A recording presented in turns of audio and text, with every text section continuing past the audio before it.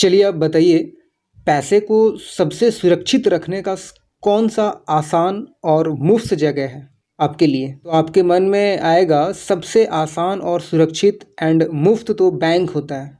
चलिए मैं मान भी लूँ कि यह आसान और सुरक्षित है बैंक, लेकिन यह मुफ्त है, शायद मैं इसे स्वीकार ना करूं।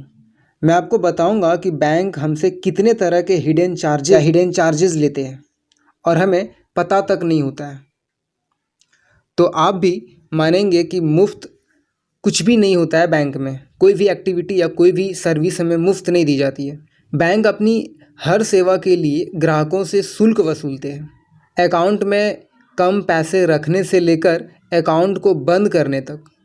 लेकिन सबसे बड़ी बात तो यह है कि अकाउंट ओपन करते समय यह जानकारी हमें नहीं दी जाती है। आइए जानते हैं चार्जेस के बारे में। नंबर 1, अकाउंट बंद करवाने का भी लगता है चार्ज।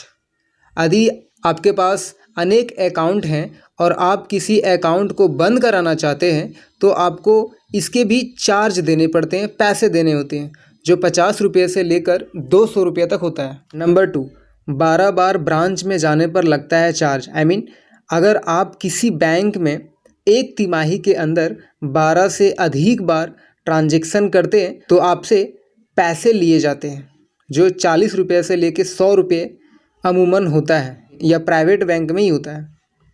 नंबर 3, दूसरी ब्रांच में जाने का भी लगता है चार्ज।